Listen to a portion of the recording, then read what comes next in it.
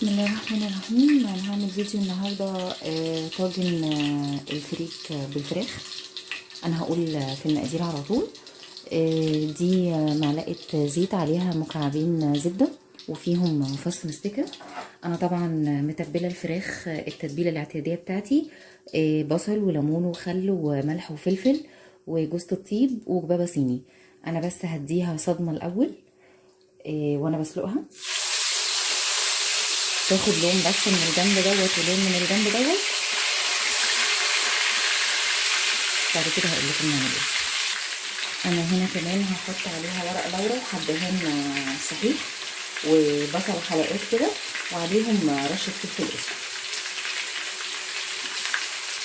انا كده الفراخ خدت عندي صدمه من الاتجاهات كلها. هنزل بقى هنا بميه سخنه وهسيبها بقى تاخد غلوتين 3 كده وهدي عليها تستوي، وبعد كده اظبط الملح، وعلى بال الفراخ ما تستوي نعمل خطوه الفريك. هجهز دلوقتي لخطوه الفريك. انا هنا حاطه معلقه زيت عليهم مكعب زبده وكمان فيهم فص مستكه، وهنا بصله مبشوره وعليها رشه فلفل اسود. هنزل بيها بس كده تاخد لون ذهبي فاتح.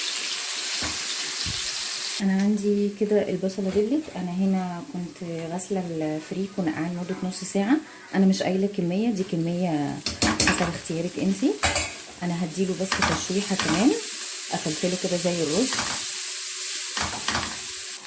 هو كده اتشوح عندي. البهارات اللي هنزل بيها عليه حبهان مطحون وجوز الطيب وكبابه صيني وكزبره ناشفه وورق لورا مطحون.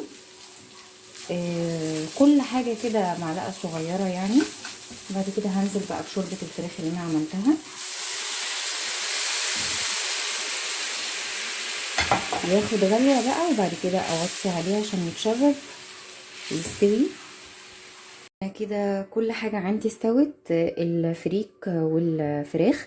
انا فضيت الفريك في الطاجن.